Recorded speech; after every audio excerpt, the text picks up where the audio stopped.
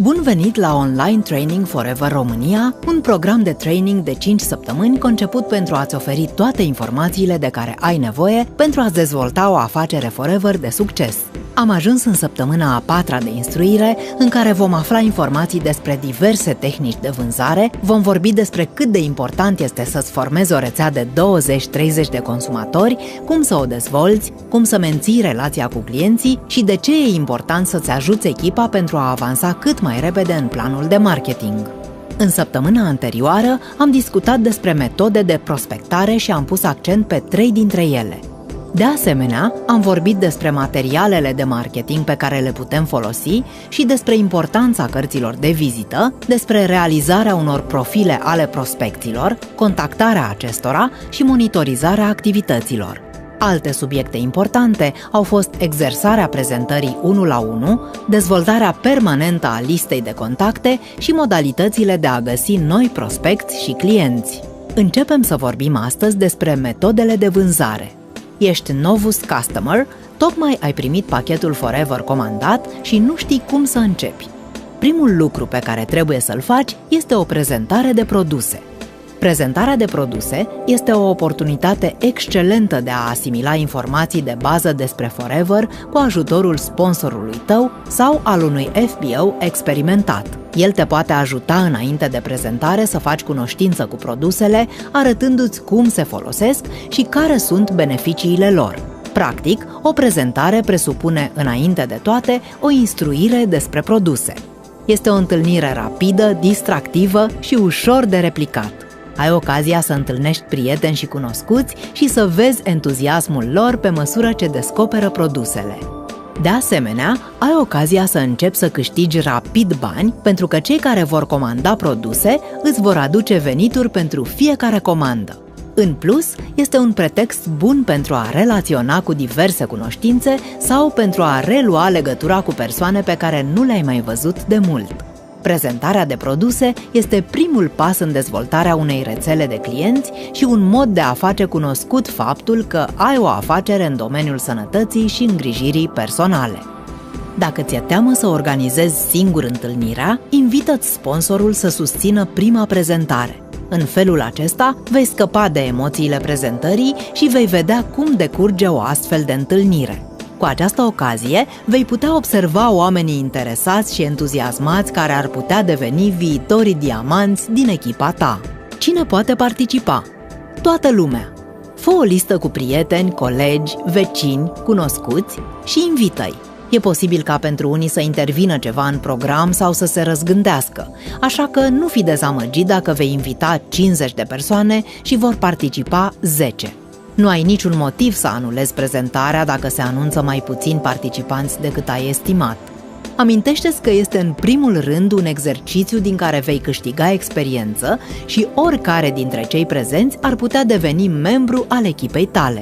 Anunță cu cel puțin 7-10 zile înainte pentru ca invitații să-și rezerve loc în agenda. Invită cât mai mulți oameni fără să-ți faci griji că nu va fi spațiu pentru toată lumea. După cum spuneam, oamenii se răzgândesc adesea. Sună pentru a anunța evenimentul. Este un mod personal de a te conecta cu invitații, apoi trimite un mesaj scris ca să te asiguri că au datele evenimentului. Oferă informații clare privind data, ora și locul, pentru ca invitații să știe exact și să ajungă la timp. Îți poți formula invitația în felul următor. Bună, Elena! Ce mai faci? Mă întrebam dacă ai planuri pentru miercuri seară. Am invitat câțiva prieteni cu ocazia prezentării unei oportunități de afacere pe care aș vrea să o lansez cu acest prilej.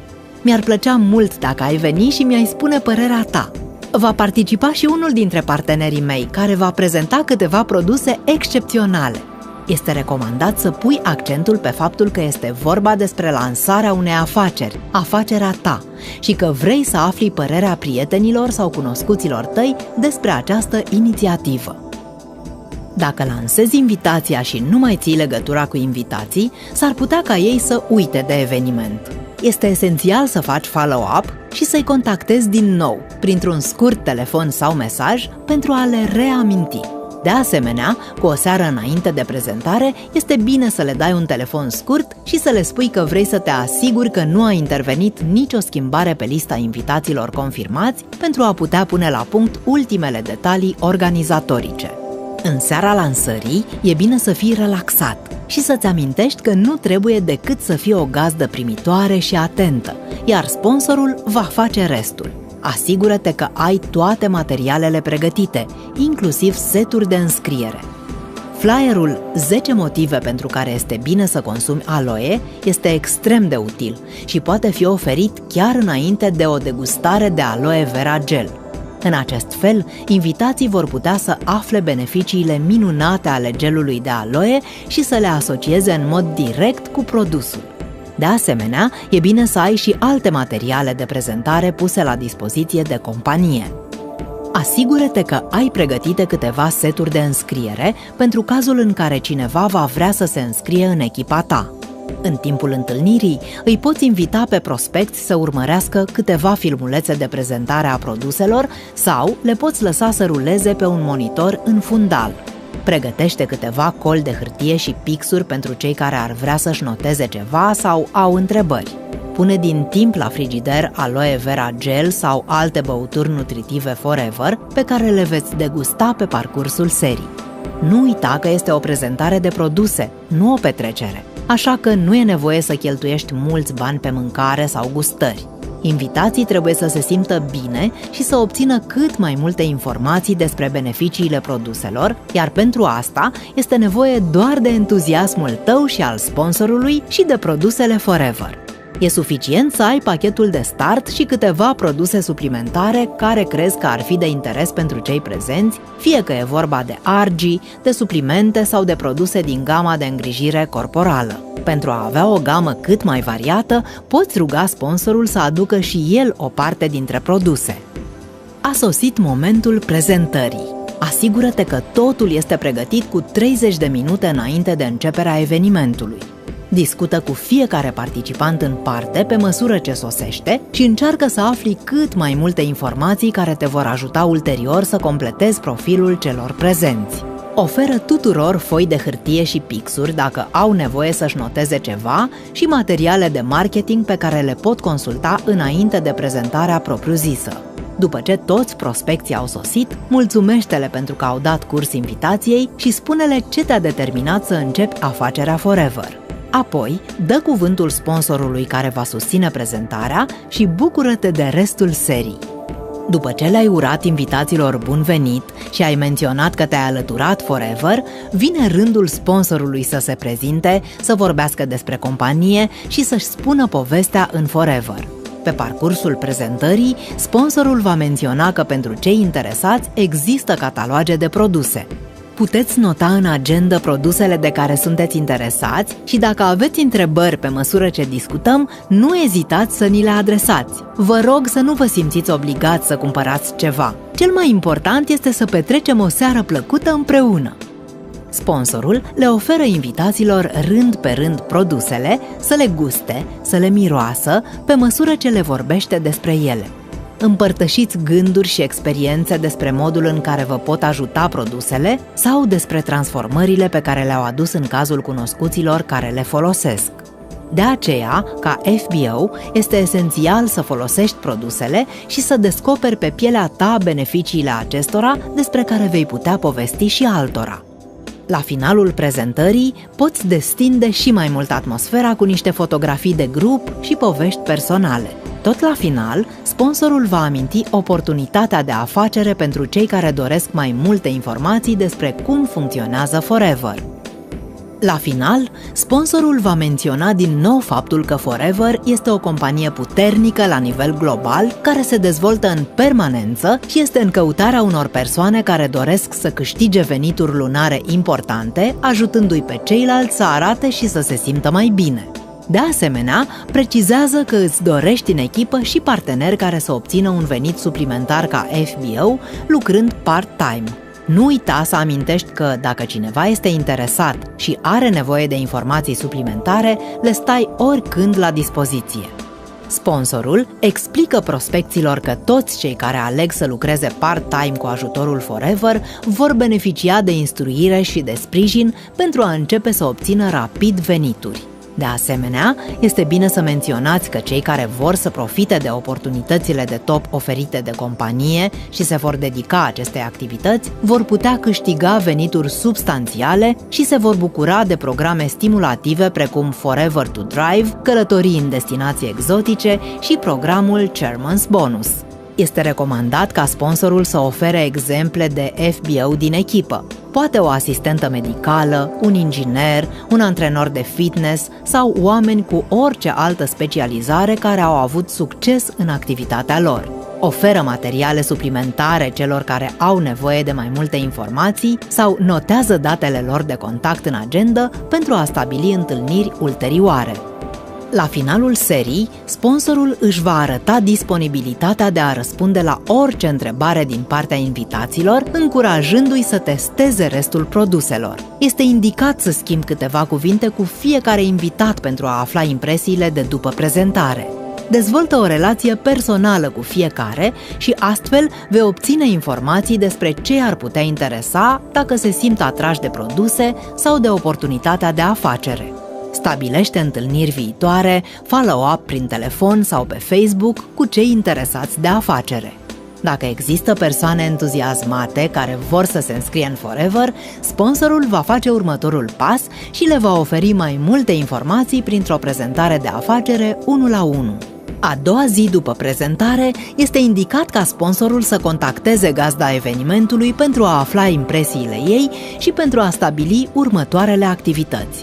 Dacă nu a făcut încă acest lucru, îi va explica procesul de plasare a comenzilor prin linkurile de marketing afiliat și îl va ajuta să-și facă cont pe site-ul de comenzi. Dacă tu ești sponsorul, felicită-l pe noul FBO pentru organizare, spune-i sugestiile tale pentru viitoarele evenimente și împărtășește-i entuziasmul. Planificați împreună follow-up-ul după prezentarea de produse. Cu acest prilej, puteți stabili următoarea întâlnire și confirma viitoarele sesiuni de instruire și evenimente, inclusiv perioada în care puteți organiza următoarea prezentare de produse. Întotdeauna după o prezentare de produse, te poți aștepta la o serie de rezultate imediate: clienți și prospecți noi, vânzări, solicitări pentru noi prezentări de produse. De asemenea, unii dintre invitați ar putea dori să se înscrie pe loc sau ar putea reveni după ce s-au gândit mai bine la această oportunitate.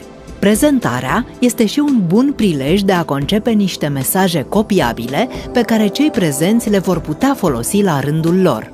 Vânzarea de produse va genera puncte credit și astfel vei obține venituri într-un mod agreabil și distractiv, întâlnind oameni, socializând și vorbind despre produsele care ne fac viața mai frumoasă. Dar, pentru a avea rezultate, este esențial să exersezi în permanență. Pentru a promova produsele în rândul prospecților, ai la îndemână mai multe metode. Una dintre cele mai eficiente constă în produsele pentru testare. Pregătește o cutie cu produse din pachetul Touch of Forever sau combină produsele care crezi că sunt cele mai potrivite pentru potențialii tăi clienți. Întreabă prospecții dacă doresc să testeze produsele și oferă-le pentru câteva zile cutia. Include în cutie materiale de prezentare, broșuri, DVD-uri cu prezentarea produselor, etc. Asigură-te că ambalajele sunt curate și în stare perfectă. Oamenii ar putea fi sceptici când ceva este gratuit, așa că le poți propune să încerce produsele în felul următor. Bună, Elena! Ai un minut să stăm puțin de vorbă? Nu știu dacă ai aflat, dar lucrez de acasă, având o afacere proprie, în colaborare cu o companie internațională din domeniul sănătății și îngrijirii personale. Te sun pentru că în cadrul companiei avem produse pentru testare dedicate îngrijirii zilnice și aș fi vrut să trec pe la tine și să ți le las pentru câteva zile ca să le încerci. Nu ai nicio obligație, nu e nevoie să le cumperi. Vreau doar să știu părerea ta la final. Poți face un pachet standard cu produse ce pot fi folosite zi de zi, precum pachet de test standard: Forever Aloe Vera Gel, Aloe Hand Soap, Aloe Vera Jelly, Aloe Evershield Deo, Forever Bright Tooth Gel, Aloe Moisturizing Lotion, Aloe Jojoba Shampoo, Aloe Lips, Aloe Heat Lotion. De asemenea, poți include produse de care știi că prospectul ar putea fi interesat și materiale de prezentare care să-i stârnească interesul și să-l ajute să descopere beneficiile produselor. Poți face câteva cutii pentru anumite categorii de persoane cu produse dedicate și le poți promova ca atare. Spre exemplu, poți avea o cutie de test pentru bărbați, pentru îngrijirea tenului, pentru sportivi și multe altele. Cel mai bine este să începi să le oferi persoanelor apropiate, care au încredere în tine și care știi că le vor folosi și ți le vor înapoia în stare bună. Le poți da prietenilor, vecinilor, rudelor, colegilor de serviciu, medicilor sau terapeuților la care mergi, persoanelor pe care le-ai cunoscut în diverse cluburi sportive sau săli de fitness sau celor care lucrează în saloane de îngrijire personală și care ar fi cu siguranță curioși să încerce ceva nou. Poți propune și unor persoane pe care le cunoști mai puțin, lăsând cartea de vizită și oferind informații despre calitatea și beneficiile produselor. În mod ideal, e bine să oferi produsele de testare pentru 4 zile, pentru ca prospecții să aibă timp să le folosească pe toate. Notează-ți în jurnalul de activități când le-ai lăsat și nu uita să le iei înapoi în ziua stabilită de comun acord. În acest interval de 4 zile, prospecții află noi informații din broșuri și testează pe pielea lor produsele. La final, vor fi familiarizați cu beneficiile lor și ar putea chiar comanda o parte din produsele testate. În felul acesta, produsele lucrează pentru tine. Produsele de testare te pot ajuta să-ți dezvolți rapid afacerea și te poți aștepta încă de la început la comenzi de produse, creșterea numărului de clienți sau chiar noi clienți și prospecți la care vei ajunge prin recomandare. Toate acestea te vor ajuta să-ți recuperezi investiția, să obții profit, puncte credit și bonusuri. Imediat ce ai început să promovezi produsele, ține evidența clienților și comenzilor. Notează datele de contact ale clienților, produsele comandate și motivul pentru care le cumpără. În felul acesta, când vei vorbi cu ei, vei putea să-i întrebi cum se simt și dacă sunt mulțumiți de produse. Solicită feedback la 3-4 zile după ce au făcut comanda și verifică dacă au primit produsele și le-au încercat. Este indicat să revii după 10 zile și să-i întrebi dacă sunt mulțumiți, dacă vor să încerce și altceva și dacă au nevoie de informații suplimentare despre produse. În felul acesta, le arăți oamenilor că îți pasă, iar ei vor reveni la tine cu plăcere. Recomandă-le clienților produse de care au nevoie și care ar putea deveni rapid preferatele lor. Încurajează-i să le folosească timp de 60 de zile pentru a se bucura la maximum de beneficiile lor. Mulțumește-le de fiecare dată când fac o comandă sau când îi contactezi. Oferă-le produse pentru testare ca să încerce și produse pe care nu le cunosc. Răsplătește-i cu mici daruri pentru loialitate și pentru recomandări, spre exemplu cu un Aloe Lips.